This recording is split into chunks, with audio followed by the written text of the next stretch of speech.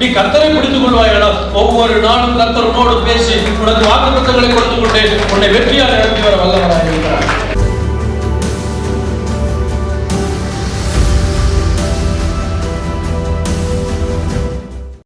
நியாயாதிபதிகளின் புத்தகம் 11ஆம் அதிகாரம் 11ஆம் வசனம்.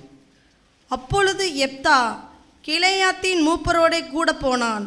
ஜனங்கள் அவனை தங்கள் மேல் தலைவனும் சேனாபதியுமாக வைத்தார்கள். எப்தா தன் காரியங்களை எல்லாம் மிஸ்பாவிலே கர்த்தருடைய சந்நிதியிலே சொன்னான். இந்த வசனத்துடைய கடைசி வார்த்தை, எப்தா தன் காரியங்களை எல்லாம் மிஸ்பாவிலே கர்த்தருடைய சந்நிதியிலே சொன்னான். நிறைய பேருடைய பிரச்சனை என்னென்னா, என் பிரச்சனையை நான் எங்கே போய் சொல்கிறதுன்னே எனக்கு தெரியலை, என் மனசில் இருக்கிறதெல்லாம் யார்கிட்ட போய் கொட்டுறதுன்னு எனக்கு தெரியலை, வெளியே சொல்லாமல் எவ்வளவோ காலமாக அடக்கி வச்சுருக்கேன், இதெல்லாம் எங்கே போய் சொல்கிறதுன்னு தெரியலை என்று அநேகர் வேதனைப்படுகிறதை பார்க்கிறோம். நேற்று இரவு ஒரு சகோதரியோடு பேசி கொண்டிருக்கும் பொழுது ஃபோனில் அவர்கள் சொன்னார்கள், இத்தனை ஆண்டுகள் நான் யாரிடத்திலும் சொல்லாத ஒரு காரியத்தை நம்ம சிஸ்டர்கிட்ட தான் நான் கொட்டி தீர்த்துட்டேன் அப்படின்னாங்க. ஏனென்றால் மனிதர்களுக்குள்ளே சூழ்நிலைகள் நிமித்தமாக, வாழ்க்கையில் வரக்கூடிய போராட்டத்து நிமித்தமாக, குடும்ப பிரச்சனையோ வேலையில் உள்ள பிரச்சனையோ, எத்தனையோ மனசுக்குள்ளேயோ போட்டு புழுங்கிக்கிட்டு இருக்கக்கூடிய காரியங்கள் ஏராளம் உண்டு. அதை எங்கே போய் சொல்கிறதுன்னு தெரியாமல் நம்ம தவித்து கொண்டு இருக்கிறோம். சிலர் தவறான இடத்துல போய் சொல்லுவாங்க, தவறான இடத்துல போய் முறையிடுவாங்க. குழந்தை இல்லை ஒரு பெண்ணுக்கு, யாருக்கு? ரெபேக்காளுக்கு, ராகேலுக்கு. ரெபேக்காளுக்கு இல்லை, அப்புறம் ஈசாக்கு ஜெபம் பண்ணி கிடச்சிது. ராகேலுக்கு பிள்ளை இல்லை. பிள்ளை இல்லைங்கிறது அவருடைய குறை இல்லை, அக்காவுக்கெல்லாம் பிள்ளை இருக்கே, எனக்கு மட்டும் பிள்ளை இல்லையே. அதான் லேயால் பிள்ளையை பெற்று போட்டுக்கிட்டே இருக்கா. இந்த ராகேல் என்ன சொல்கிறா, எனக்கு பிள்ளை கூட இல்லாட்டா நான் சாகுறேன். அவன் முறையிட்டது தவறான இடம். அவன் சொல்கிறான், பிள்ளை கொடுக்கறதுக்கு நான் என்ன தேவனா, நீ தேவன்கிட்ட போய் முறையிடு. அநேக நேரங்களில் நாம் மனுஷர்களிடத்தில் முறையிடுகிறோம், மனுஷர்களிடத்தில் போய் புலம்புகிறோம். சில நேரத்தில் நம்ம யார்கிட்ட புலம்பணுமோ அவங்க எடுத்துக்கொண்டு போய் ஊரெல்லாம் புலம்பிடுவாங்க. அதனால தான் இங்கே போட்டிருக்கு, தன்னுடைய காரியங்களை எல்லாம் அவன் மிஸ்பாவிலே கர்த்தருடைய சந்நிதியிலே சொன்னான்.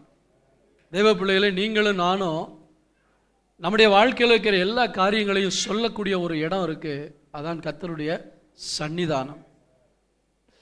இந்த கர்த்தருடைய சன்னிதானத்தில் நாம் நம்முடைய காரியங்களை முறையிடும் பொழுது தேவன் நம்முடைய காரியங்களை கேட்கிற தேவனாக இருக்கிறார். பைபிளில் பார்த்தீங்கன்னா ஆதியாகமத்திலிருந்து வெளிப்படுத்தின விசேஷம் வரைக்கும் எத்தனையோ பேர் தங்களுடைய காரியங்களை மனுஷரிடத்தில் முறையிட்டதையும் பார்க்கிறோம், தேவனிடத்தில் முறையிட்டதையும் பார்க்கிறோம். மனுஷனிடத்தில் முறையிட்டவர்கள் எல்லாம் தோல்வி அடைந்தார்கள், தேவனிடத்தில் முறையிட்டவர்கள் எல்லாம் வெற்றி அடைந்தார்கள். உங்களுடைய வாழ்க்கையில் ஒரு காரியத்தை தெரிஞ்சுக்கிறணும், என் வாழ்க்கையில் எது வந்தாலும் நான் மனுஷன்கிட்ட போய் சொல்கிறத விட தேவனிடத்தில் போய் சொல்லுவது நல்லது. ரெண்டு காரியம் என்னென்னா, தேவன்கிட்ட சொன்னால் தான் காரியம் நடக்கும், தேவன்கிட்ட சொன்னால் தான் வேறு யார்ட்டையும் சொல்லவும் மாட்டார். அல்லேலூயா. நீங்கள் உறுதியாக நான் சொல்கிறத யார்ட்டையும் சொல்லாதீங்க. ஒரு இடத்துல ஒரு அம்மா அப்போ சொன்னாங்களாம், இந்த பாருங்கள் முக்கியமான விஷயம், யார்கிட்டையும் சொல்லக்கூடாதுன்னு சொல்லியிருக்காங்க, உங்கள்கிட்ட மட்டும் சொல்கிறேன், யார்கிட்டையும் சொல்லாதீங்க. நாங்களாம் சரிம்மா, நான் யார்கிட்டையும் சொல்லலாம். இந்த அம்மா போய் இன்னொருத்தவங்களை பார்த்து சொன்னாங்களா, இங்கே பாரு ஒரு முக்கியமான விஷயம், யார்கிட்டையும் சொல்லக்கூடாதுன்னு தான் சொன்னாங்க, இருந்தாலும் உன்கிட்ட மட்டும். கடைசியில் இந்த நியூஸ் அப்படியே சுற்றி இந்த அம்மாட்ட வருதான், இந்த பாரு யார்கிட்டையும் சொல்லாத. எப்படி இருந்திருக்கும்? ஆல் இண்டியா ரேடியோவாக மாறிட்டாங்க. இன்றைக்கி ஆண்டவர் நம்மளை பார்த்து சொல்கிறாரு, நீ சொல்கிற எல்லாத்தையும் ரகசியமாக பாதுகாக்கக்கூடிய ஒரே ஒருவர் உண்டானா அது நான் தான். நீ எதுவாக இருந்தாலும் என்னுடைய சன்னிதானத்தில் சொல்லலாம் என்று ஆண்டவர் சொல்கிறார். அநேக நேரங்களில் நம்ம வேதனைகளை சிலர் உள்ளுக்குள்ளே அடக்கி அடக்கி அடக்கி வச்சு மனநோயாளியாக மாறிடுவாங்க. யார்கிட்டையும் சொல்ல மாட்டாங்க. உள்ளுக்குள்ளே வேதனைகள் இருந்துக்கிட்டே இருக்கும், கொஞ்சம் உள்ளுக்குள்ளே வேதனைகள் இருந்துக்கிட்டே இருக்கும். இதனால் என்ன ஆகும்னா எப்போ பார்த்தாலும் ஒரு மாதிரி சோகமாகவே இருப்பாங்க. யார்கிட்டையும் சந்தோஷமாக பேச மாட்டாங்க.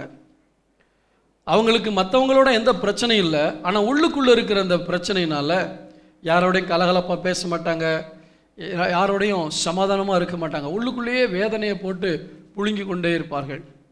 கடைசியில் நாளடைவில் அது அவர்களை மனநோயாளியாக மாற்றிவிடும். சைக்கோங்கிற நிலைமைக்கு போயிடுறாங்க. காரணம் யார்கிட்டையும் சொல்லாமல் மனசுக்குள்ளே வச்சிருந்தது. அன்பான தேவ பிள்ளைகளே, உலகத்தில் உங்களுக்கு மிகவும் நெருங்கிய நண்பன் அல்லது சிநேகிதி என்று ஒருவர் இருப்பது நல்லது. அந்த அளவுக்கு உங்களுடைய ரகசியங்களை பாதுகாக்கக்கூடிய ஒரு கான்ஃபிடென்ஷியல் பர்சனாக இருக்கிறது நல்லது. அப்படி இல்லாட்டா நீங்கள் அட்லீஸ்ட் நேராக போய் ஆண்டவர்கிட்ட சொல்லி கொட்டிடுங்க. ஆண்டவர்கிட்ட எல்லாத்தையும் கொட்டிட்டீங்கன்னா உங்கள் மனசு ஃப்ரீ ஆகிடும். அல்லையா சொல்லுவோமா? நேற்றுக்கு அநேக சகோதரர்கள் எங்கிட்ட வந்து கொட்டினாங்க. ஸ்தோத்திரம். மனசில் இருக்கிறதெல்லாம் மனம் விட்டு பேசினாங்க. உங்களுக்கு எனக்கும் மனுஷனே இல்லாட்டாலும் பரவாயில்ல, விசாரிக்கிறவங்களே இல்லாட்டாலும் பரவாயில்ல, நம்முடைய காரியத்தை சொல்லுவதற்கு நமக்கு ஒரு இடம் உண்டு, ஒரு மிஸ்பா உண்டு. தாவீது சொல்லுகிறான், எனக்கு அடைக்கலம் இல்லாமல் போயிற்று, என் ஆத்மாவை விசாரிப்பார் ஒருவரும் இல்லை.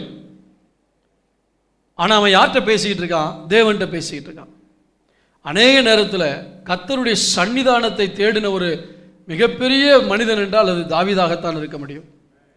சங்கீதம் 25ஆம் அதிகாரத்துக்கு திருப்பிக் கொள்ளுங்கள்.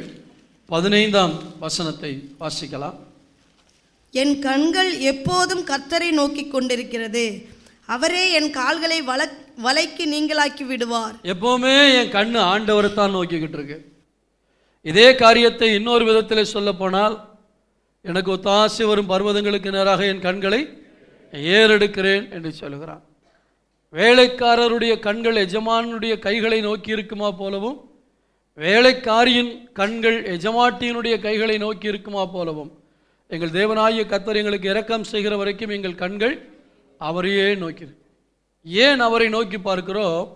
அவரை நோக்கி பார்த்தால், ஆண்டவராகிய இயேசுவை நோக்கி பார்த்தால் நாம் வெட்கப்பட்டு போக மாட்டோம். அவர்கள் அவரை நோக்கி பார்த்து பிரகாசம் அடைந்தார்கள், அவர்களுடைய முகங்கள் வெட்கப்படவில்லை. இன்னைக்கு நம்ம எல்லாத்தையும் கொட்டுறதுக்கு ஒரு இடம் இருக்கு, அதான் தேவனுடைய சன்னிதானம். எப்தா தன்னுடைய காரியங்களை எல்லாம் என்று தமிழ் வேதாகமத்தில் போட்டிருக்கு. ஆம்பிளிஃபைடு என்று சொல்லக்கூடிய ஒரு ஆங்கில வேதாகமத்தில் என்ன போட்டிருக்குன்னா, எப்தா தேவன் தனக்கு சொன்ன வாக்குத்தத்தங்களை எல்லாம் திரும்ப திரும்ப தேவனிடத்தில் சொல்லி கொண்டிருந்தான்னு போட்டிருக்கு. இல்லையா சொல்லுவோமா? தேவன் தனக்கு கொடுத்த வாக்குத்தத்தங்களை ரிப்பீட் பண்ணிக்கிட்டே இருக்கான ஆண்டவட்ட திரும்ப திரும்ப சொல்லிக்கொண்டே இருக்கிறான் என்று அந்த வேதாகமத்தில் சொல்லப்பட்டிருக்கிறது. இந்த எப்தாவை குறித்து நான் சில காரியங்களை உங்களுக்கு சொல்கிறேன். இந்த எப்தாவை பற்றி படிக்கிறதுக்கு முன்னாடி இன்னும் சிலருடைய வாழ்க்கையை பார்ப்போம். அன்னாள், பெனினாள். இந்த பெனினாளுக்கு எத்தனை பிள்ளைங்க இருந்தாங்க தெரியுமா? ஒருவேளை 10 பிள்ளையா இருந்திருக்கலாம்.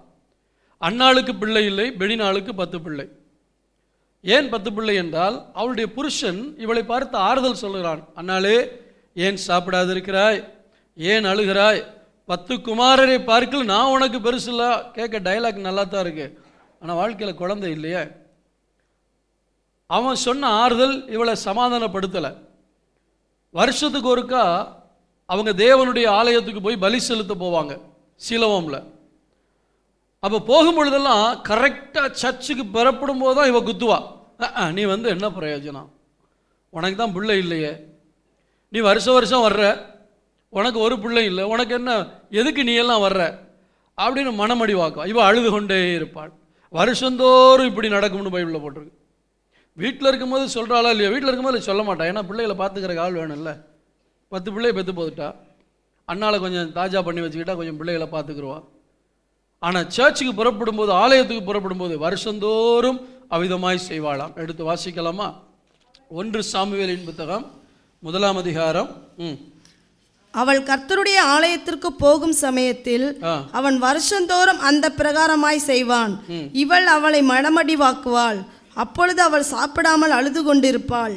அதாவது அண்ணாளை சிநேகித்தபடினால அவளுக்கு 2 மடங்கு பங்கு கொடுப்பான்னு 5ஆம் வசனத்தில் போட்டிருக்கு. ஸோ வருஷந்தோறும் இவளுக்கு இப்படியே செய்வானாம். அப்பொழுது அவள் என்ன செய்வாள்? இவளை மனமடிவாக்குவாள். புருஷன் ஒரு 2 மனைவி, ஒரு மனைவியை சந்தோஷப்படுத்தும் போது இன்னொருத்தி அவனை குத்திக்கிட்டு இருப்பாள். ஸோ இந்த காரியங்கள்லாம் மனசில் வச்சு புருஷன்ட்டையும் சொல்ல முடியாது. ஏன்னா அவருக்கு பிள்ளை இருக்கிற மனைவி முக்கியம். என்ன பண்ணுறது? ஒரு நாள் பார்த்தால் நேராக ஆலயத்துக்கு போய் என்ன பண்ண தெரியுமா? பாருங்க 9ஆம் வசனம். சீலோவிலே அவர்கள் புசித்து குடித்த பின்பு அன்னாள் எழுந்திருந்தாள். ஆசாரியனாகிய ஏலி கர்த்தருடைய ஆலயத்தின் வாசல் நிலையண்டையிலே ஒரு ஆசனத்தின் மேல் உட்கார்ந்திருந்தான்.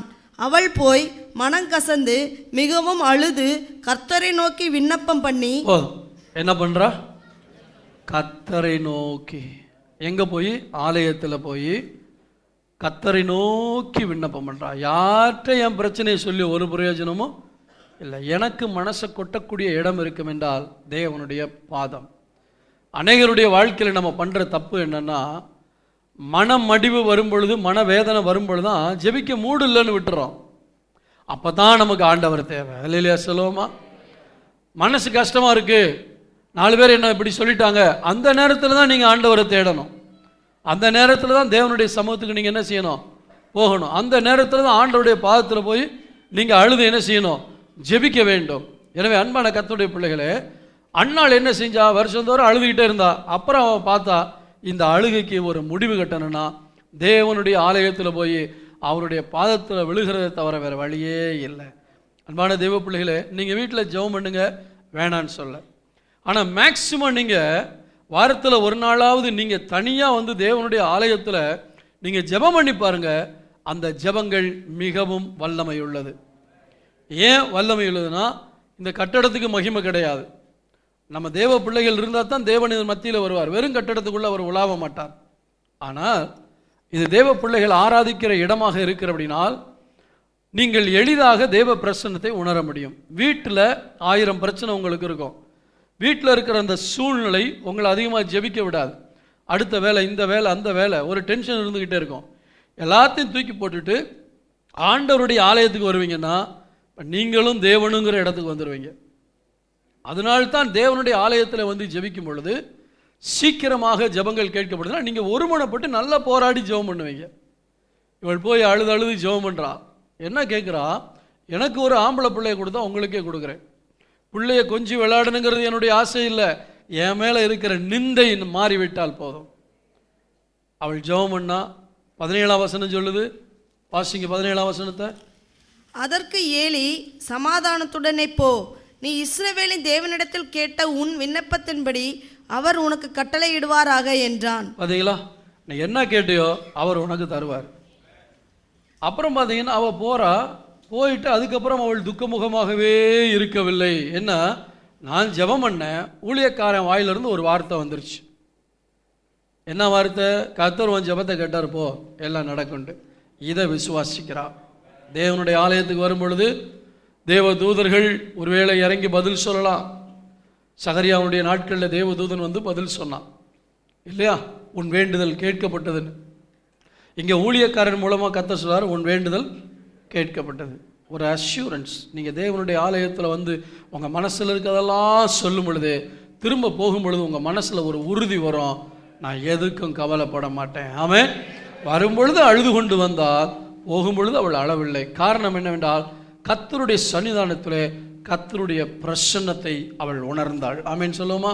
தேவனுடைய பிரசன்னத்துக்கு என்றைக்கெல்லாம் வருகிறோமோ அன்றைக்கெல்லாம் நம்முடைய வாழ்க்கையில் பெரிய காரியங்களை கர்த்தர் செய்கிறார். ஆமென் சொல்லுவோமா? அல்லேலூயா. எடுத்து வாசிங்கள். சங்கீதம் 97ஆம் அதிகாரம் 5ஆம் வசனத்தை வாசிக்கலாம். கர்த்தரின் பிரசன்னத்தினால் பர்வதங்கள் மெழுகு போல உருகிற்று. கர்த்தருடைய பிரசன்னத்தினால் பர்வதங்கள் மெழுகு போல் உருகிற்று. நியாயாதிபதிகள் 5ஆம் அதிகாரம் 5ஆம் வசனத்தை வாசிக்கிறேன். கர்த்தருக்கு முன்பாக பர்வதங்கள் கரைந்தது. இங்கே கர்த்தருடைய பிரசன்னத்தினால் அல்ல, கவனிங்க, ஆண்டவருடைய சமூகத்துக்கு நான் வரும்பொழுது தேவ பிரசன்னம் என் மேல் வருகிறது. அது வீட்டில் நீங்கள் ஜெபம் பண்ணாலும் சரி, ஆலயத்தில் ஜெபம் பண்ணாலும் சரி, கர்த்தரை நோக்கி எனக்கு ஒரு மிஸ்பா இருக்க வேண்டும். ஆமேன்னு சொல்லுவோமா? உங்களுக்கு எனக்கு அங்கே ஆண்டவர் கொடுத்துருக்கிற மிஸ்பா எது?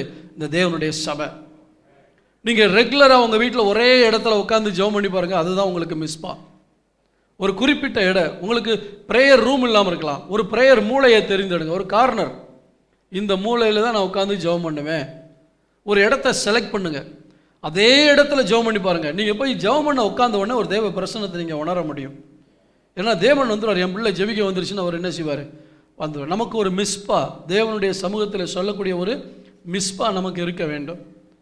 இந்த அன்னாள் போய் ஜெபம் பண்ணா, வேதம் சொல்கிறது கர்த்தருடைய பிரசன்னத்தில் பர்வதங்கள் மெழுகு போல, நீங்கள் மலையை தூக்கிட்டு போகிற மாதிரி உங்கள் பாரத்தெல்லாம் தூக்கிட்டு போவீங்க. கர்த்தருடைய பிரசன்னம் இறங்கும் பொழுது எல்லா பாரங்களையும் கர்த்தர் மெழுகு போல உருக பண்ணுகிறார். ஆமென் சொல்லுவோமா?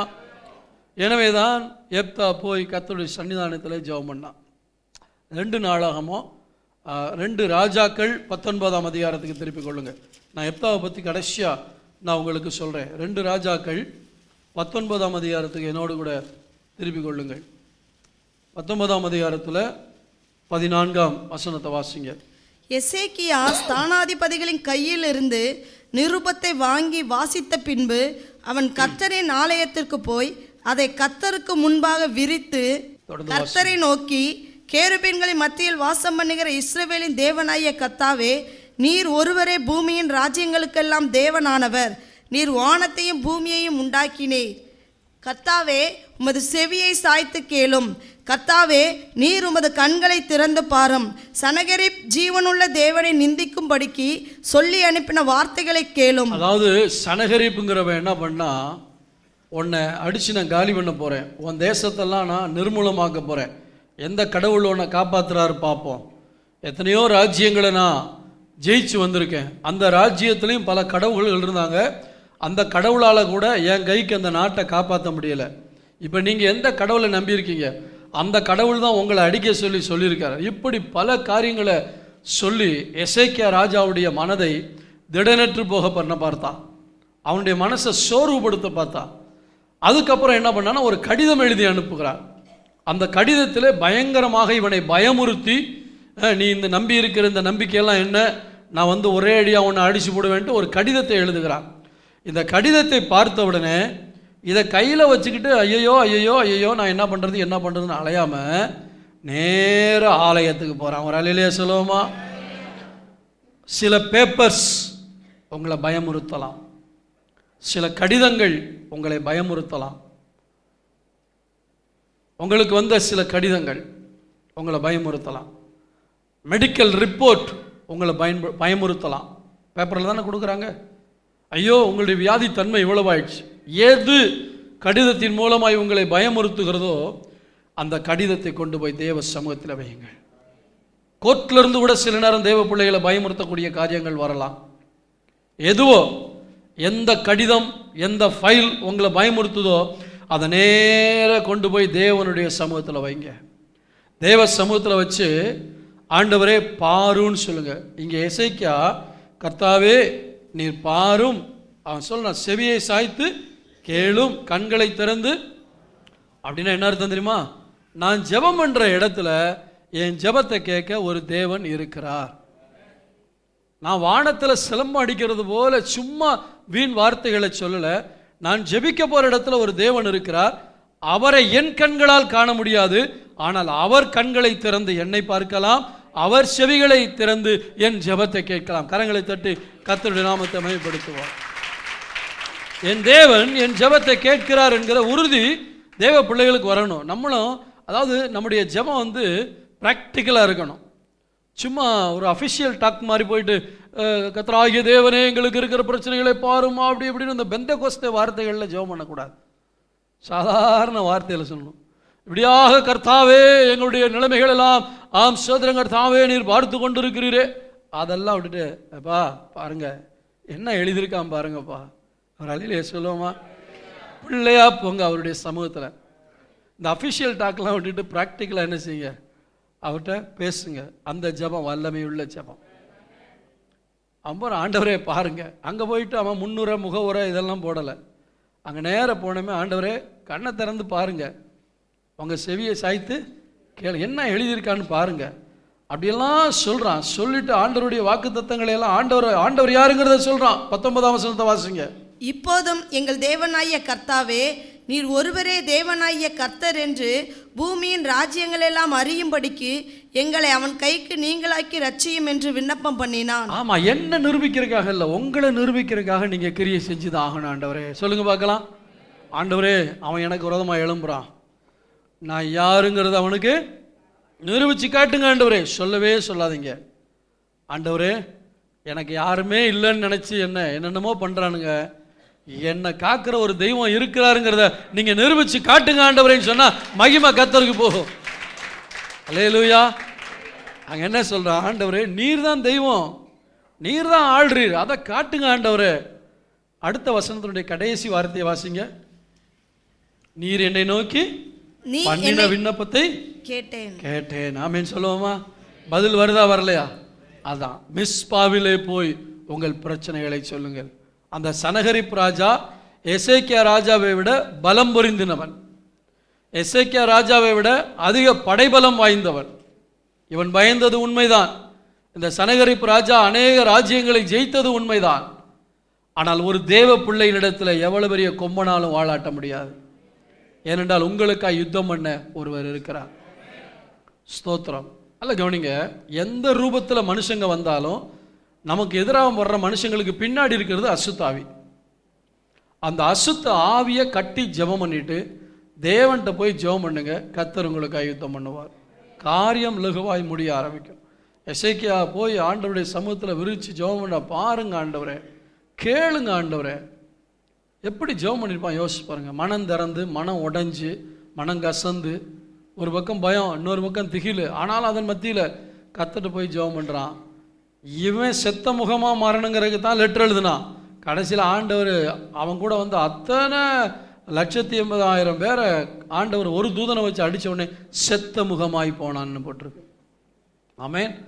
உங்கள் முகத்தை சாகடிக்கணும்னு நினைக்கிறவங்க முகத்தை கர்த்தர் சாகடிப்பதை நீங்கள் பார்க்க போகிறீர்கள். ஆமென் சொல்லுவோமா? உங்கள் முகத்தை சாகடிக்கணும்னு நினைக்கிறவங்க முகத்தை கர்த்தர் அவங்கள சாகடிக்க மாட்டார்.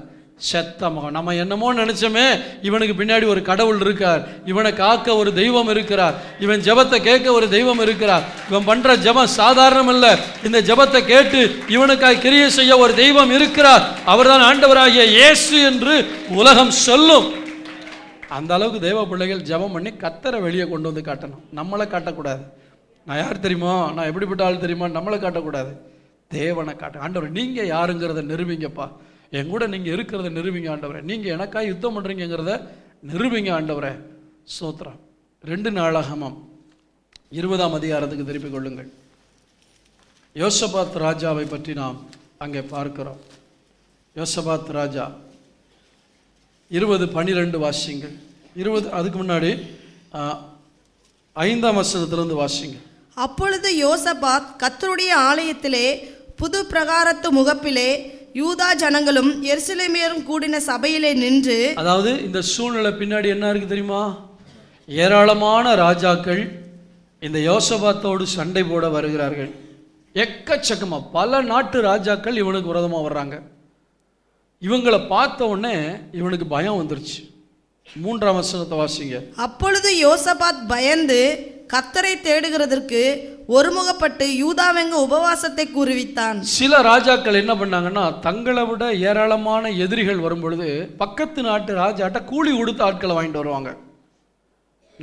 நம்ம ஊர் பாஷையில் சொன்னால் அடியாளை கூட்டு வர்றது, அடியாளை கூட்டிகிட்டு வர்றது, கூலி கொடுத்து ஆட்களை கூட்டு வருவாங்க. ஆனால் இந்த யோசபாத் என்ன பண்ணுறான், இங்கே கவனிங்க. யோசபாத் என்ன பண்ணுறான், கூலி கொடுத்து ஆட்களை கூப்பிடல. அவன்கிட்ட 1,00,000 பேர் இருக்காங்க, நம்மகிட்ட 50,000 பேர் தான் இருக்காங்க. இன்னும் பக்கத்து ராஜாக்கள்கிட்ட ஒரு 50,000 போர் வீரர்களை கொண்டு வந்து இவங்க கூட சண்டை போட்டு ஜெயிச்சிடலான்னு சொல்லலை. என்ன சொல்கிறான், போய் பயந்தது உண்மைதான், பயந்த உடனே யாட தேடுறான்.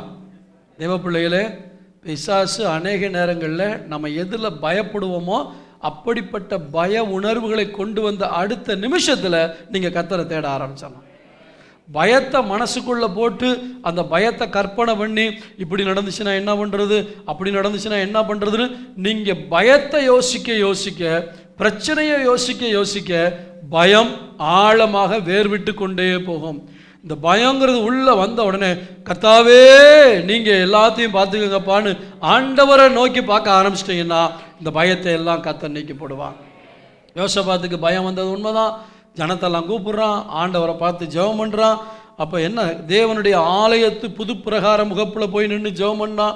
6ஆம் வசனத்தில் எங்கள் பிதாக்களின் தேவனாகிய கர்த்தாவே, பரலோகத்தில் இருக்கிற நீரல்லவா தேவன், தேவரீர் ஜாதிகளுடைய ராஜ்யங்களை எல்லாம் ஆளுகிறவர், உம்முடைய கரத்தில் வல்லமையும் பராக்கிரமம் இருக்கிறது, ஒருவரும் உம்மோடு எதிர்த்து நிற்க கூட. கர்த்தருடைய வல்லமை எவ்வளவு பெரியது, கர்த்தருடைய மகத்துவம் எவ்வளவு பெரியது. இப்போ பிரச்சனையை போய் அவன் பேசலை, கர்த்தருடைய சமூகத்தில் வந்துட்டு இதையெல்லாம் மேற்கொள்றதுக்கு நீங்கள் எவ்வளோ பெரிய தேவன், எனக்கு இருக்கிற பிரச்சனையை மேற்கொள்ள நீங்கள் எவ்வளோ வல்லமை உள்ளவர், எனக்கு இருக்கிற போராட்டத்திலேருந்து வெளியே கொண்டு வர்றதுக்கு நீங்கள் எவ்வளோ பெரிய வல்லமை உள்ளவர்னு கர்த்தர் யாருங்கிறத சொல்லிக்கிட்டே இருக்கா. இன்றைக்கி அநேக நேரத்தில் நம்ம பண்ணுற தப்பு என்னது, பிரச்சனையிலே ஆண்டவரே அந்த வீட்டுக்காரங்க என்ன இப்படி பண்ணுறாங்க, இந்த வீட்டுக்காரங்க இப்படி பண்ணுறாங்க. பிரசங்க ஜெபம் முடிச்சு போகும்பொழுது பாரம் அதிகமாயிரும். ஏன்னா பிரச்சனைகளையே நினச்சி தலையில் போட்டு இதெல்லாம் பார்த்து ஏதாவது செய்யுங்கப்பா, உங்களால் முடிஞ்சால் ஏதாவது செய்யுங்கன்ட்டு எந்திரிச்சு போயிடுவோம். அவர் என்ன சொல்கிறாரு, என்ன பதில் சொல்கிறாரு, இதெல்லாம் கேட்குறதே இல்லை. பிரச்சனையை மட்டும் நினச்சி அதே சொல்லிக்கிட்டு பிரச்சனையை இன்னும் பாரமாக்கிறோம். யோசபாத் பிரச்சனைகளை பற்றி பேசலை, தேவனை பற்றி பேசுகிறான். ஜெபத்தில் அதிகமாக யாரை பற்றி பேசணும், தேவனை பற்றி பேசுங்க, தேவனுடைய வல்லமையை பற்றி பேசுங்க, அவரால் என்ன செய்ய முடியும்னு சொல்லுங்க. ஒரு குஷ்டரோகி வந்து ஆண்டவரை பார்த்து சொல்கிறான், உமக்கு சித்தமானால் என்னை சுத்தமாக்க உம்மால் முடியும். ஆண்டவரே உங்களால் முடியுமா அப்படி ஒருத்தன் வந்து கேட்டான். நீர் பார்த்து ஏதாயிலும் செய்ய கூடுமானால் என் மகனுக்கு செய்யும். ஆண்டவர் ஒரே வார்த்தையில் பதில் சொல்கிறார், நீ விசுவாசிக்க கூடுமானால் நடக்கும். இன்றைக்கி அநேக ஆண்டவரே உங்களால் முடிஞ்சா ஏதாவது செய்யுங்க ஆண்டவரே. அவர் சொல்லுவார் என்னால் முடியாது போ அப்படின்றார். வரும்பொழுது நான்லாம் என்ன தெரியுமா சொல்லுவேன், ஆண்டவர்கிட்ட இது உங்களால் தான் முடியுங்கிறதுனால தான் உங்களை தேடி வந்திருக்கேன். அல்லேலூயா. ஆண்டவர்கிட்ட போய் சொல்லும் போது அந்த வார்த்தைகளை ஆண்டவரை மயக்கணும். ஆண்டவர் என்ன செய்யணும், அந்த வார்த்தைகள் நான் நிறைய ஆண்டவரே இது எங்களால் முடியாது, நீங்கள் மட்டும்தான் இதை செய்ய முடியுங்கிறதுனால தான் உங்களை தேடி வந்திருக்கேன், ஏன்னா உங்களை விட்டால் வேறு வழியே. இதைத்தான் யோசபாத் செஞ்சான். வாழ்க்கையில் 1000 பிரச்சனைகள் 1000 போராட்டங்கள் எல்லாம் வந்தாலும் நேரம் அதையே பற்றி பேசிக்கிட்டு இருக்காம ஆண்டவர்கிட்ட போய் ஆண்டவரே எனக்கு இவ்வளோ பிரச்சனை இருக்குது, அவ்வளோ பிரச்சனை இருக்குது, அதை பற்றி பேச. ஆண்டவர் நீங்கள் எவ்வளோ பெரிய தெய்வம், எவ்வளோ பிரச்சனைகள், செங்கடலையே 2 பிளந்த தெய்வம் அல்லவா, பார்வோனுடைய சேனைகளை அத்தனையும் கவிழ்த்தது, 600 ரதங்களை நீங்கள் தண்ணியில் போட்டு மூட முடியுமா, எனக்கு ரதமாக வருத்தம் வர்றானே அவனை உங்களால் ஒன்றும் செய்ய முடியாதா. ஆமே, யோசிக்கணும். அப்படி ஜெபம் பண்ண உடனே பாருங்க 7ஆம் வசனத்திலிருந்து தொடர்ந்து வாசிங்க. எங்கள் தேவனாகிய நீர் உம்முடைய ஜனமாகிய இஸ்ரவேலுக்கு முன்பாக இந்த தேசத்து குடிகளை துரத்திவிட்டு இதை உம்முடைய சிநேகிதனாகிய ஆபிரகாமுடைய சந்ததிக்கு என்றைக்கும் என்று கொடுக்கவில்லையா? ஆதலால் அவர்கள் இங்கே குடியிருந்து இதிலே உம்முடைய நாமத்திற்கென்று ஒரு பரிசுத்த ஸ்தலத்தை கட்டினார்கள். எங்கள் மேல் பட்டயம், நியாய தண்டனை, கொள்ளை நோய், பஞ்சம் முதலான தீமைகள் வந்தால் அப்பொழுது உம்முடைய நாமம் இந்த ஆலயத்தில் விளங்குகிறபடியால் நாங்கள் இந்த ஆலயத்திலும் உமது சந்நிதியிலும் வந்து நின்று எங்கள் இடுக்கணில் உம்மை நோக்கி கூப்பிடுகையில் தேவரீர் கேட்டு ரட்சிப்பீர் என்று சொல்லி இருக்கிறார்கள். கொஞ்சம் நிறுத்துங்க. என்ன சொல்றான் தெரியுமா, ஆபிரகாமுடைய நாட்கள்லேருந்து கர்த்தர் என்னென்னலாம் வாக்குத்தத்தம் பண்ணாரு, எப்படியெல்லாம் கிரியை செய்தாரு, ஒருவேளை எங்களுடைய பின் சந்ததிக்கு ஆபத்து வந்தால் இப்படியெல்லாம் நடந்தால் நீங்கள் கிரியை செய்யணும்னு சொல்லியிருக்காருன்ட்டு தனக்கு முன்பு இருந்த தன்னுடைய மூதாதையர்கள் சொன்ன தேவன் கொடுத்த வாக்குத்தத்தங்களை எல்லாம் கர்த்தருக்கு ஞாபகப்படுத்துகிறான். ஒரு அல்லேலூயா சொல்லுவோமா. நம்ம ஒவ்வொருத்தருக்கும் ஒரு வாக்குத்தத்தம் கொடுத்துருக்கிறார், ஒவ்வொரு பிரச்சனைக்கும் ஒரு வாக்குத்தத்தத்தை கொடுத்துருக்கிறார். வியாதி நேரத்தில் போகும்பொழுது என்ன சொல்லலாம், நானே உன் பரிகாரியாகிய கர்த்தர் என்று சொன்னீரே ஆண்டவரே எனக்கு சுகம் தாரும் என்று. வாழ்க்கையில் போராட்டம் வரும்பொழுது என்ன சொல்லலாம், யெகோவா நிஸ்ஸி ஆகிய தெய்வமே, ஜெயக்கொடியாக இருக்கிறவரே எனக்கு ஜெயத்தை தாருங்க. இல்லாட்டி வசனம் டைரக்டாகவே இருக்குது, நம்முடைய கர்த்தராகிய இயேசு கிறிஸ்துவினாலே நமக்கு ஜெயம் கொடுக்கிற தேவனுக்கு ஸ்தோத்திரம் என்று சொல்லி இருக்கிறதே, நீர் ஜெயம் கொடுக்கிற தேவனாக இருக்கிறபடினால் என்று அந்த வாக்குத்தத்தங்களை சொல்லலாம். அது மாத்திரமல்ல, வாழ்க்கையில் பயம் வரும்பொழுது பயப்படாதே நான் உன் கூட இருக்கேன்னு சொன்னீங்களே ஆண்டவரே என் கூட இருங்க அப்படின்ட்டு.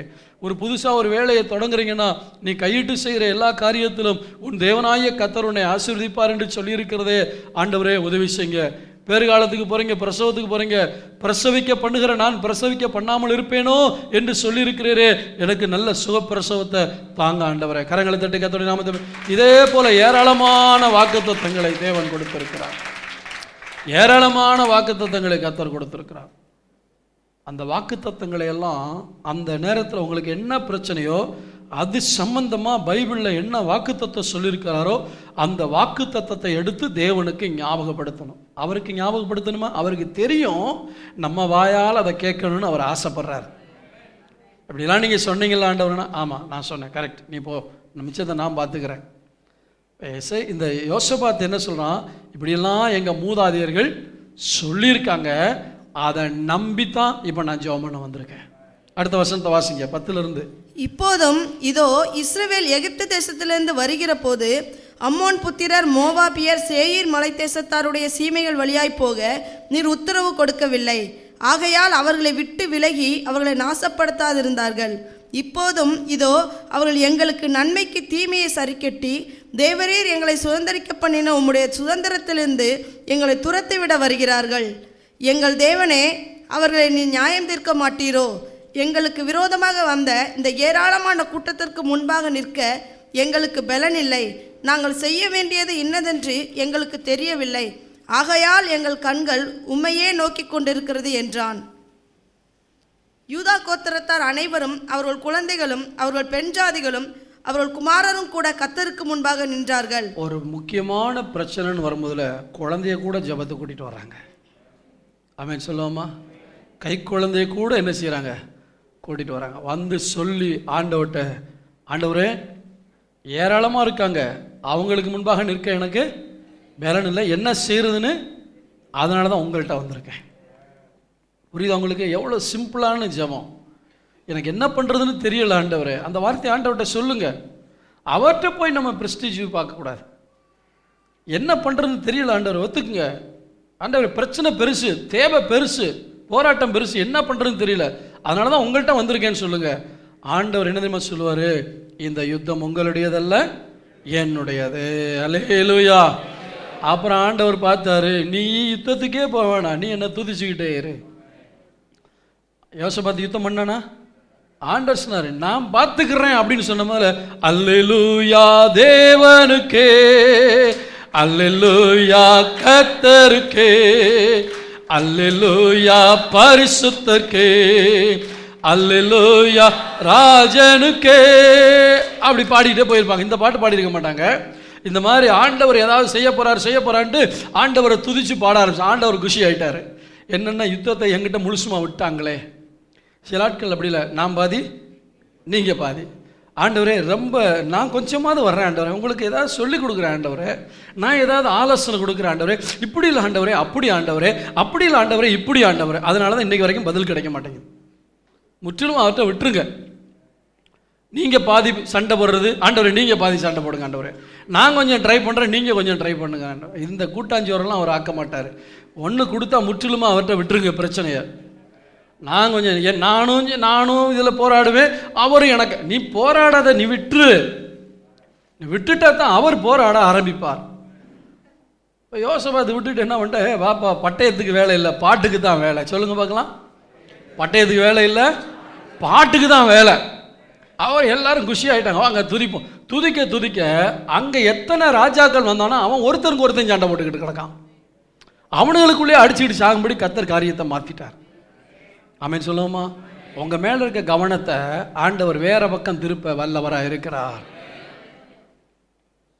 ஸ்தோத்திரம். ஆண்டவர் நமக்கு எதிராய் வருகிறவருடைய கவனத்தை வேறு பக்கம் திருப்ப வல்லவராக இருக்கிறார். கடைசியில் நடந்தது என்ன? 26ஆம் வசனத்தில் வாசிங்க. 4ஆம் நாளில் பெராக்காவிலே கூடினார்கள். அங்கே கர்த்தருக்கு ஸ்தோத்திரம் செலுத்தினார்கள். ஸ்தோத்திரம்னா என்னது? நன்றி. ஒரு யுத்தம் முடிந்த பின்பு நன்றி சொன்னாங்கன்னா என்ன அர்த்தம்? ஜெயிச்சிட்டாங்கன்னு அர்த்தம்.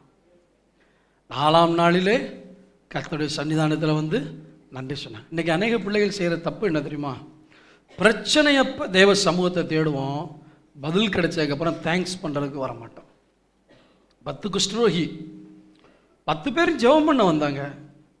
குஷ்டரோகத்திலேருந்து விடுதலை வேணும்ட்டு வந்தாங்க. போங்கப்பா, நீங்கள் போகிற வழியில் சுகமாயிருவீங்க, ஆசாரியன்ட்ட காண்பீங்கன்னாரு. போகிற வழியிலே 10 பேர் சுகமாயிட்டானுங்க. ஒருத்தன் தான் திரும்பி வந்தான். அவனும் அந்நியனாக இருந்தான். இவனுக்கு ஒருத்தனுக்கு தான் ஜெபம் பண்ண இடத்துல நன்றி சொல்லணுங்கிற எண்ணம் வந்துச்சு. ஜெபத்தோடு விட்டுறாதீங்க.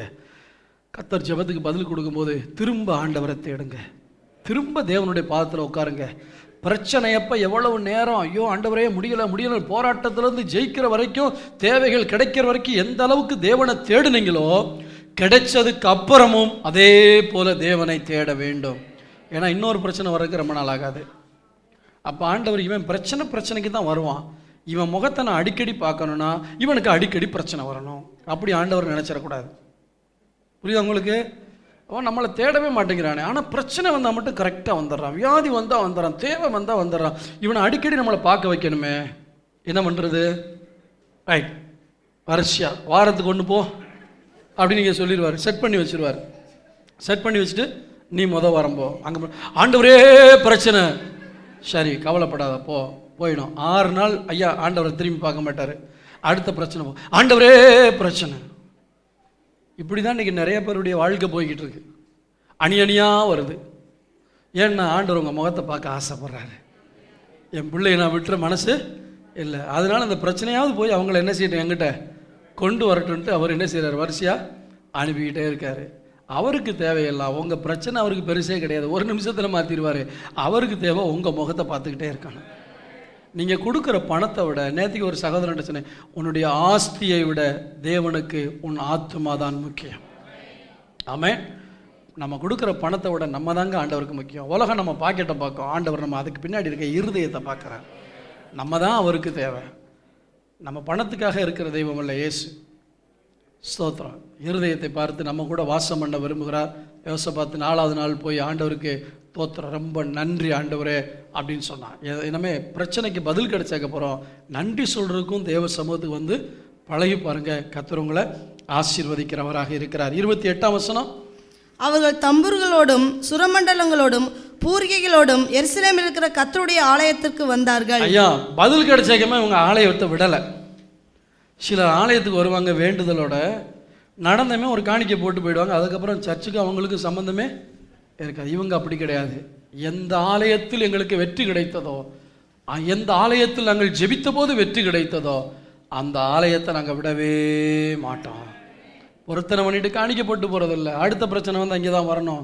ஆண்டு சொல்றார், என் ஆலயத்தில் ஆகாரம் உண்டாயிருக்க வேண்டாம், என் ஆலயத்தில் வைத்து அவருடைய கண்ணீரை நான் துடைப்பேன். ஆமென் சொல்லுமா? என் ஜப வீடு சகல ஜனங்களுக்கும், அதை என்னுடைய வீடு சகல ஜனங்களுக்கும் ஜப வீடு எனப்படும். என் ஜப வீட்டில் அவர்களை மகிழ பண்ணுவேன். சகல ஜனங்களையும் கொண்டு வந்து அங்கே மகிழ பண்ணுகிறார். சரி, இப்போ எப்தாவுடைய காரியத்துக்கு நான் வர்றேன். நியாயாதிபதிகள் 11ஆம் அதிகாரத்தில் இந்த எப்தா யார் தெரியுமா?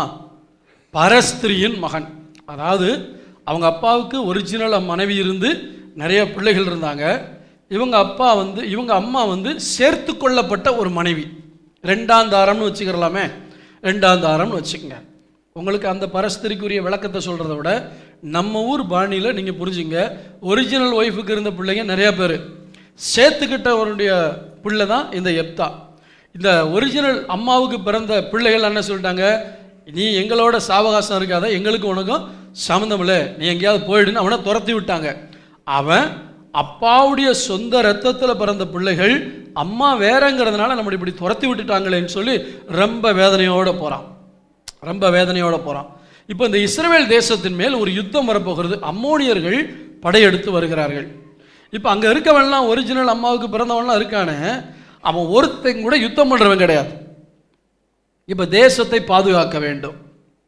எல்லாரும் பார்க்குறாங்க, எப்பா சண்டை போடுறதுக்கு ஒருத்தனுமே இல்லை, இந்த எதிரிகிட்ட சண்டை போட்டு நம்மளை காப்பாற்றுறதுக்கு ஒருத்தனுமே இல்லை. அப்போ யோசிச்சு பார்க்க, எப்போ ஒருத்தர் இருந்தானே அவன் ரொம்ப பலசாலி, அவனை தானே நீங்கள் துரத்தி விட்டீங்க. உலகம் உன்னை துரத்தினால் உன்னை தேடி வரும்படி கர்த்தர் அற்புதம் செய்வார். உன் குடும்ப சூழ்நிலையை காட்டி, உன்னுடைய பிறப்பை காட்டி உன்னை ஒதுக்கி வைக்கலாம். ஆனால் உன்னைத்தான் கர்த்தர் செலக்ட் பண்ணியிருக்கிறார். இந்த எப்தாட்ட திரும்பி வர்றாங்க. எப்தாட்ட வந்து, எப்தா இந்த மாதிரி அம்மோனியர்கள் வந்துட்டாங்கப்பா, நீ வந்து பாருங்க 4ஆம் வசனம். சில நாட்கள் பின்பு அம்மோன் புத்திரர் இஸ்ரவேலின் மேல் யுத்தம் பண்ணினார்கள். அவர்கள் இஸ்ரவேலின் மேல் யுத்தம் பண்ணும்போது கீலேயாத்தின் மூப்பர் எப்தாவை தோப் தேசத்திலிருந்து அழைத்து வர போய் எப்தாவை நோக்கி, நீ வந்து நாங்கள் அம்மோன் புத்திரரோடு யுத்தம் பண்ண எங்களுக்கு சேனாதிபதியாக இருக்க வேண்டும். இவனைத்தான் துரத்தி விட்டாங்க.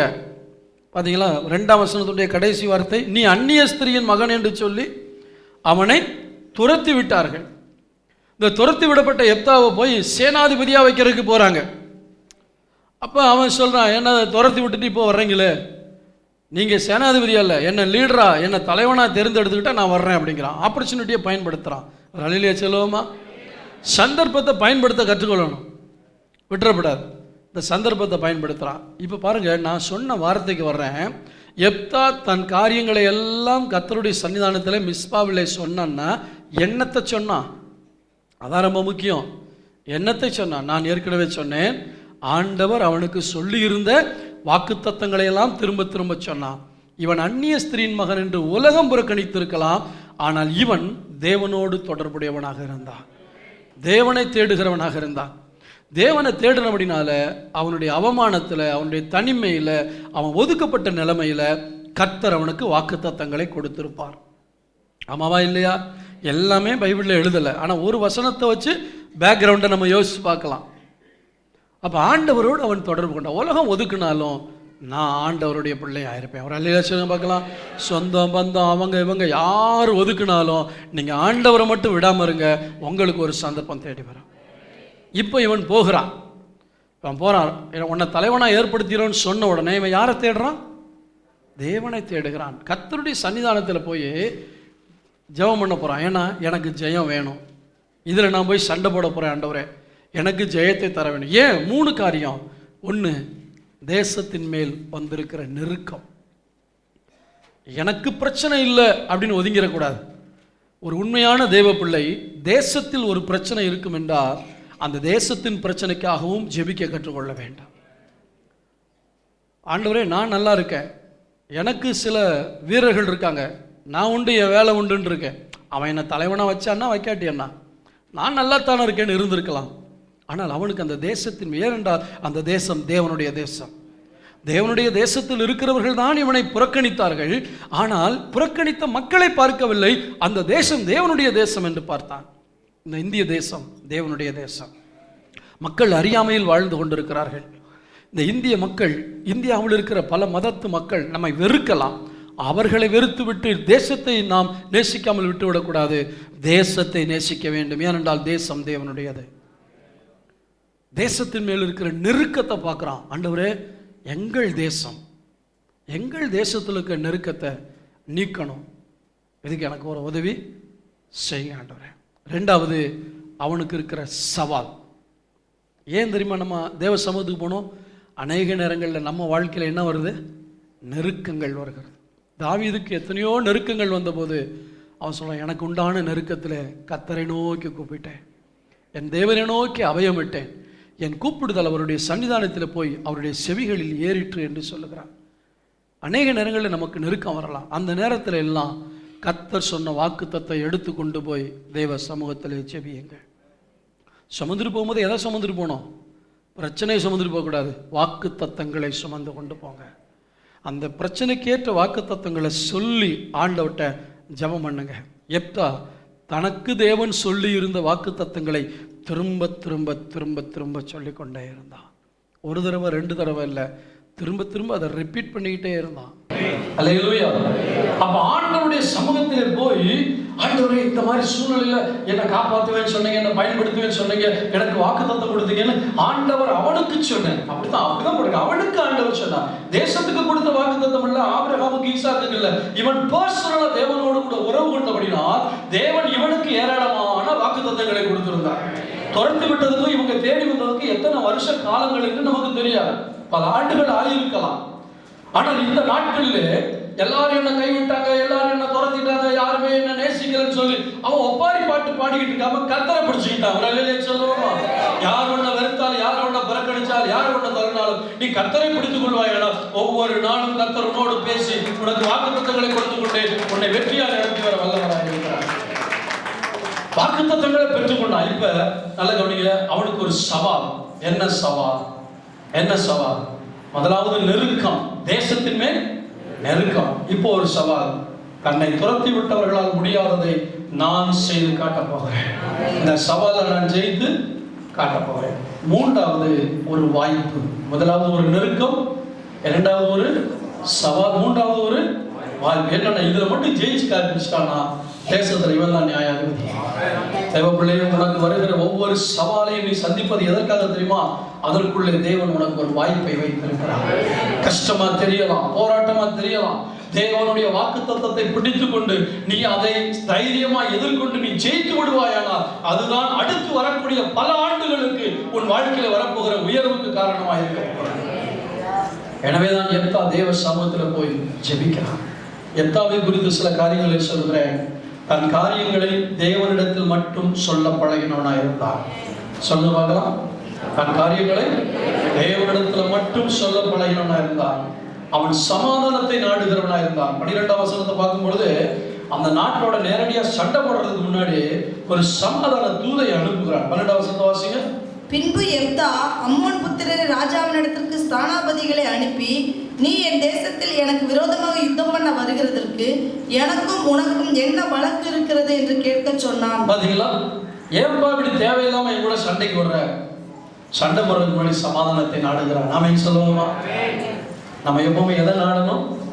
சமாதானத்தை நாடணும். எப்தா வரலாற்றை அறிந்திருந்தான். எப்தா எதை அறிந்திருந்தான்? வரலாற்றை அறிந்திருந்தான். ஆண்டவருடைய புஸ்தகத்தில் இருக்கிற இந்த வரலாற்றை நீங்கள் நானும் தெரிஞ்சிருக்கணும். அப்பத்தான் ஒரு பிரச்சனை வரும்பொழுது எந்த வரலாற்றிலே தேவன் எப்படி கிரியை செய்தார், யாருக்கு அற்புதம் செய்தார், அதை எடுத்து கொண்டு வந்து இங்கே கோர்த்து ஆண்டவரே இதன்படி எனக்கு கிரியை செய்யும் என்று கேட்க முடியாது. வரலாற்றை அறிந்திருக்க வேண்டும். இவன் சொல்றான், நாங்க எங்க பிதாக்கள் எல்லாம் நடந்து வரும் பொழுது இப்படி எல்லாம் சொன்னாங்க, அப்படி எல்லாம் சொன்னாங்க என்று சொல்லி வந்த பிரச்சனைகள். அப்ப ஆண்டவர் எங்களுக்கு இந்த தேசத்தெல்லாம் கொடுத்தாரு, இதை நாங்கள் கட்டுவோம். இவன் பரஸ்திரி மகன் தான், ஆனால் தேவனோடு உறவு வைத்திருந்தான். தேவன் நடத்தின பாதைகளை அறிந்து வைத்திருந்தான். ஆமென். பழைய நாட்களில், கடந்த நாட்களிலே தன்னுடைய பிதாக்களுக்கு தேவன் என்ன செய்தார் என்கிற சரித்திரத்தை அறிந்து வைத்திருந்தான். இன்னைக்கு நம்ம சபையில எத்தனை பேருக்கு இந்த வேதத்தில் இருக்கிற சரித்திரம் தெரியும்? வேதத்தில் காட்டப்படுகிற தேவனை தெரியும். வேதத்தில் இருக்கிற சரித்திரம் எத்தனை பேருக்கு தெரியும்? பைபிளை நல்லா படிக்கணும், வேதத்தை படிக்கணும். இயேசு வார்த்தையாக இருக்கிறார். அந்த வார்த்தையை நம்ம படிக்கணும். இந்த வார்த்தையோட நீங்க நேரம் செலவழிக்கிறீங்கன்னா இயேசுவோட நேரத்தை செலவழிக்கிறீங்கன்னு அர்த்தம். ஸ்தோத்திரம். ஒரு நாளைக்கு ஒரு சராசரி விசுவாசி 3 அதிகாரமாவது குறைஞ்சது என்ன செய்யணும்? படிக்கணும். 3 அதிகாரமாவது குறைஞ்சது படிக்கணும். ஸ்தோத்திரம். இன்ட்ரெஸ்ட் வந்துச்சுன்னா எத்தனை அதிகாரம்னாலும் என்ன செய்யலாம்? படிக்கலாம். அந்த பைபிளை படிக்கிறதுக்கு நமக்கு ஒரு நாளும் சோர்வு வரக்கூடாது. ஏன்னா அதுல தான் சரித்திரம் இருக்கு. நான் நேற்றைக்கு ஜெபித்து கொண்டிருக்கும் பொழுது ஒவ்வொருத்தருக்காக ஜெபம் பண்ணும் பொழுது நான் பைபிளை படிச்சுக்கிட்டே இருந்தேன். நியாயாதிபதிகள் புஸ்தகத்தை படிக்கல, நான் சாமுவேல் புஸ்தகத்தை படிச்சுட்டு இருந்தேன். ஒரு ஆளை கரெக்டாக 10 நிமிஷத்துக்கு முன்னாடி அனுப்பி விடுவேன். அடுத்த சகோதரன் வர்றதுக்கு முன்னாடி 10 நிமிஷம் பைபிளை படிப்பேன். அப்போ படிச்சுட்டு ஒருத்தருக்காக ஜெபம் பண்ணிக்கிட்டு இருக்கும் பொழுது கர்த்தர் இந்த செய்தியை கொடுக்குறாரு. எப்தா தன் காரியங்களெல்லாம் கர்த்தருடைய சன்னிதானத்தில் மிஸ்பாவிலே சொன்னான், இதை பற்றி பேசு அப்படின்னா. நான் நோட்ஸ் எடுக்கல, எனக்கு எழுத நேரம் இல்லை. ஆனால் மைண்டுக்குள்ள எல்லாத்தையும் வச்சு ஜெபம் பண்ணிக்கிட்டே இருந்தேன். ஆண்டவர் அங்க இங்க இங்க. ஏன்? இந்த சரித்திரம் தெரிந்தபடினால் இந்த வசனத்துக்கு ஒத்த சரித்திரத்தை கொண்டு வந்து கர்த்தர் கோர்க்க வைக்கிறார். ஒரு அலையிலே சொல்லுவோமா? சரித்திரம் தெரியணும். பைபிள் என்ன சரித்திரம் இருக்கு, என்ன எந்த சூழ்நிலையில ஆண்டவர் எப்படியெல்லாம் ஜனங்களை நடத்தினார், அதே தெய்வம் என்னையும் நடத்துவார். வேத சரித்திரத்தை அவன் அறிந்திருந்தான். குற்றமற்ற மனசாட்சி உடையவனாக இருந்தான். 15ஆம் வசனத்தை வாசிங்க. எப்தா சொல்லுகிறது என்னவென்றால், இஸ்ரவேலர் மோவாபியரின் தேசத்தை ஆகிலும் அம்மோன் புத்திரரின் தேசத்தை ஆகிலும் கட்டிக்கொண்டதில்லையே. அதாவது நாங்க வீணா எதையுமே அபகரிச்சது இல்லப்பா. அம்மோனின் ரோஜாவிட்ட என்ன சொல்லியாருன்னா, நாங்க வீணா எதையுமே நாங்க உங்களுக்குரியதெல்லாம் நாங்க அபகரிக்கலையே, ஏன் எங்கிட்ட சண்டைக்கு வர்ற? ஸ்தோத்திரம். எனவேதான் கடைசியில எப்தாவுக்கு ஆண்டவர் என்ன கொடுத்தார்? ஜெயத்தை கொடுத்தார். ஆமென் சொல்லுவோமா? வேதத்துல வாசிக்கிறோம் பாருங்க. 33 வசனம், 32 வசனம், 33 வசனம். யெப்தா அம்மோன் புத்திரர் மேல் யுத்தம் பண்ண அவர்களுக்கு விரோதமாய் புறப்பட்டு போனான். கர்த்தர் அவர்களை அவன் கையில் ஒப்புக் கொடுத்தார். இவன் திறமையினால ஜெயிச்சானா? கர்த்தர் ஜெயிக்க வச்சாரா? கர்த்தர் எதிரிகளை இவன் கையில ஒப்புக் கொடுத்தார். காரணம் என்ன தெரியுமா? இவன் கர்த்தரை சார்ந்து கொண்டான். கர்த்தருடைய சன்னிதானத்துல வாக்குத்தத்தங்களை எல்லாம் சொல்லி இந்த வாக்குத்தத்தங்களை சொல்லும் போது என்ன தெரியுமா நடக்கும்? நான் ஜெயிச்சிருவேங்கிற எண்ணம் மாறி, ஆண்டவரை இவங்களே ஜெயிக்க வச்சீங்களே, அவங்களே ஜெயிக்க வச்சீங்களே, அவங்களுக்கு அற்புதம் செய்யுங்களே, என்னையும் உங்களால ஜெயிக்க வைக்க முடியும் அப்படின்னு சொல்லும்போது கர்த்தர் ஜெயிக்க வைக்கிறார். நான் ஜெயிச்சிருவேன் அப்படின்னு போகும்போதுதான் நமக்கு தோல்வி வருது. ஆனா தேவனை சார்ந்து நமக்குள்ள ஜெயிச்சிருவேங்கிற எண்ணம் வரணும். புரியுதா உங்களுக்கு? தேவனோடு இணைந்து பவுல் என்ன சொல்றாரு? என்னை பலப்படுத்துகிற கிறிஸ்துவினாலே எல்லாவற்றையும் செய்ய எனக்கு பலன் உண்டு. ஆமென் சொல்லுமா? நான் எல்லாத்தையும் செஞ்சிருவேன்னு சொல்லல. தாவீது போய் சொல்றான், நான் போய் இந்த பெலிஸ்தீனோடு யுத்தம் பண்ணுகிறேன்னு ஒரு இடத்துல சொன்னாலும் பின்னாடி சொல்லும்போது அந்த கரடியின் கைக்கும் சிங்கத்தின் கைக்கும் என்னை தப்புவித்த கர்த்தர் இந்த பெலிஸ்தீனுடைய கைக்கு என்னை தப்புவிப்பார். அப்ப ஜெயிக்கிறது நம்ம தான், ஜெயிக்க வைக்கிறது கர்த்தர். குதிரை யுத்த நாளுக்கென்று ஆயத்தமாக்கப்படும் ஜெயமோ. இப்ப நான் கேட்கிறேன், வாழ்க்கையில் 1000 பிரச்சனை வரட்டுங்க, 1000 போராட்டம் வரட்டுங்க, கர்த்தருடைய வாக்கு தத்தத்தை சொல்லி அவருடைய சன்னிதானத்துல போய் ஜெபிக்கும் பொழுது ஜெயத்தை தேவன் கட்டளையிடுகிறார். இதுக்கிட்ட நம்ம ஒரு பொருத்தனை பண்ணி ஜெபம் பண்ணோம். என்ன சொல்றாங்கம்மா? ஆண்டவரே, நான் அம்மோன் புத்திரரை ஜெயிச்சுட்டு வீட்டுக்கு போகும்போது ஃபர்ஸ்ட் என் வீட்டுல இருந்து எது வருதோ அது நமக்கு சர்வாங்க தகன வழியா பொருத்தனை பண்றான். நம்ம கூட என்ன செய்யறோம்? ஆபத்துல என்ன செய்யறோம்? பொருத்தனை பண்ணிடும். அப்புறம் லகு வந்ததுக்கு அப்புறம் பொருத்தனைய எப்படியாவது வெளியே வந்துட்டா போதுட்டு அப்படியே வானத்தை வெள்ளா வளைக்கிற மாதிரி ஆண்டவர்கிட்ட பொருத்தனை பண்ணிடுறது. அந்த நேரத்துல விடுதலை கிடைக்கல என்னத்தையாவது சொல்லிடுறது. அப்புறம் நிறைவேற்ற முடியாம, ஆண்டவரே நான் தெரியாம சொல்லிட்டேன் அப்படின்னு பொருத்தனை பண்ணிட்டா அந்த பொருத்தனை நிறைவேற்ற. ஆமென், ஸ்தோத்திரம். பொருத்தனை பண்ணி அதை பண்ணாம இருக்கக்கூடாது, அதை நிறைவேற்றிய. இவன் ஜெயிச்சுட்டு வர்றான். ஆடு வரும், மாடு வரும், கோழி வரும்னு நினைச்சான். வந்தது யாரு? அவனுடைய ஒரே மகள் வர்றா. ஆளுகிறான், சட்டையை கிழிச்சிட்டு, ஐயோ நான் சர்வாங்க தகன பலியா ஒரு பலியை கொடுப்பேன்னு சொல்லிட்டேனே மகளே, இப்போ நான் என்ன பண்ணுவேன்? அருமையான மகளை வளர்த்துருக்கான். இந்த காலத்து பிள்ளைகளை கொண்டு போய், மகளே நான் பொருத்தனை பண்ணிட்டேன், வாமையோ கிளடு, நீ பொருத்தனை பண்ணதுக்கு நான் தான் கிடைச்சனா? அந்த மகளை எவ்வளோ அழகாக வளர்த்துருப்பான். அந்த பிள்ளை அப்பா சொல்லுக்கு எவ்வளோ அழகாக கீழ்ப்படிஞ்சிருக்கும். ஆமென் சொல்லுவோமா? அப்பா சொல்லுக்கு அந்த பிள்ளை என்ன செய்யுது? எதுக்கு கீழ்ப்படியுது? உயிரை கொடுக்கறதுக்கு கீழ்ப்படியுது. வாலிப பிள்ளைகள் கவனிக்கணும், வாலிப தம்பிமார் கவனிக்கணும். நான் ஏற்கனவே இந்த பிரசங்கத்தை ஒரு தடவை பண்ணியிருக்கேன். உங்கள் தாய் தகப்பன் உங்களை ஊழியக்காரனாக வரணும்னு, ஊழியக்காரியாக வரணும்னு பொருத்தனை பண்ணியிருக்கலாம். நீ பண்ண பொருத்தனைக்கு நான் தான் வழியா? சொல்லாதீங்க. ஆண்டவரே, எங்கள் அப்பா அம்மா பொருத்தனை பண்ணியிருந்தா இதோ நான் வர்றேன். ஆண்டவரே, உலகத்தில் நான் கோடி கோடியாக சம்பாதிக்கிறத விட உங்களுக்காக நான் பண்ணுற 4 ஆத்துமா கோடிகளை விட மேலானது. பெற்றோர் உங்களுக்காக பொருத்தனை பண்ணியிருந்தா எதிர்த்து நிற்காதீங்க. என்னை ஏன் இப்படி பிரதிஷ்டை பண்ணுனேன், என்னை ஏன் இப்படி பொருத்தனை பண்ண கேட்காதீங்க. ஸ்தோத்திரம். அந்த பிரதிஷ்டைக்கு உட்படுங்கள். இவன் பொருத்தனையை நிறைவேற்றினான்னு போட்டிருக்கு. ஆனால் சரித்திர ஆராய்ச்சியாளர்கள் சொல்கிறாங்க, நம்ம ஆண்டவர் நரபலி கேட்குற தெய்வம் கிடையாது. காலம் முழுசும் அவள் கல்யாணம் பண்ணாமல் கன்னியாக இருந்தாள் என்கிற ஒரு அர்த்தமும் சிலர் சொல்லுகிறார்கள். சில வேத ஆராய்ச்சியாளர்கள் சொல்லுகிறார்கள். எந்த தகப்பனாவது பிள்ளையை கொண்டு வந்து கழுத்தை வெட்டி கண்டது நம்ம ஆண்டவர் படி நரபலி கேட்குற தெய்வமா? கிடையாது. ஆனால் அவள் தன்னை அர்ப்பணித்தாள். அப்பாவுடைய பொருத்தனைக்கு தன்னை அர்ப்பணித்தாள். அந்த அளவுக்கு பிள்ளையை வளர்த்துருக்கான். பிள்ளை அப்பா சொல்ல கேட்குது. அப்பாவும் பிள்ளையோட நம்பிக்கையாக இருக்கார். கடைசியில் எப்தாவை பற்றி போட்டிருக்கிறது. எப்தா என்ன செய்தான்? அவன் தான் நியாயாதிபதியாக இருந்தான். ஆமென் சொல்லுவோமா? கர்த்தருக்கு ஸ்தோத்திரம் உண்டாக. தாழ்த்தப்பட்டார்கள். 33 வசனத்தை வாசிங்க. அவன் அவர்களை ஆரோவேர் துவக்கி மின்னத்திற்கு போகும் மட்டும் திராட்சை தோட்டத்து நிலங்கள் வரைக்கும் மகா சங்காரமாய் முறியடித்து 20 பட்டணங்களை பிடித்தான். இப்படி அம்மோன் புத்திரர் இஸ்ரவேல் புத்திரருக்கு முன்பாக தாழ்த்தப்பட்டார்கள். ஆமென் சொல்லுவோமா? இங்கே கிளைமாக்ஸ் வந்துட்டோம். என்னது? இவர்களுக்கு தான் ஜெயம். கர்த்தர் காரியத்தை வாய்க்க பண்ணினார். கர்த்தர் காரியத்தை ஜெயமாய் முடிய பண்ணினார். நான் முடிக்க விரும்புகிறேன். உங்கள் வாழ்க்கையில் என்ன பிரச்சனை இருந்தாலும் அந்த பிரச்சனை ஒரு நெருக்கமாக இருக்கலாம், அல்லது சவாலாக இருக்கலாம், அல்லது ஒரு வாய்ப்பாக இருக்கலாம். அந்த பிரச்சனையை அப்படியே விட்டுறாதீங்க. அதை ஜெயிச்சா அதுக்கப்புறம் உங்களுக்கு பர்மனெண்ட்டாக ஒரு வாய்ப்பு கிடைக்க போகுது. எனவே எந்த போராட்டமாக இருந்தாலும் அதை ஃபேஸ் டு ஃபேஸ் நீங்கள் சந்திக்க உங்களை ஆயத்தப்படுத்துங்க. அதுக்கு முன்னாடி எங்கே போகணும்? கர்த்தருடைய சன்னிதானத்தில். ஆண்டவர் கொடுத்த வாக்குத்தத்தங்களை சொல்லி சொல்லி ஜெபிப்பீர்கள் என்றால் கர்த்தருடைய வாழ்க்கையை ஜெயமாய் மாற பண்ணுவார். முழங்கால் படிடுவோமா? ஆண்டவருடைய சமூகத்தில் ஜெபிக்க போகிறோம். ஆண்டவரே, எப்தாவை போல நான் உமக்கு முன்பாக வருகிறேன். எப்தாவை போல நான் உமக்கு முன்பாக வருகிறேன். என் காரியங்களை எல்லாம் உம்முடைய சமூகத்தில் நான் சொல்லுகிறேன். ஆண்டவரே, எல்லா வாய்களை திறந்து ஜெபத்தில் கவனத்தை செலுத்துங்க பார்க்கலாம். எல்லார் வாய்களை திறந்து ஜெபத்தில் கவனத்தை செலுத்துங்க பார்க்கலாம். உன் வாழ்க்கையில் 1000 போராட்டம் இருக்கிறதா?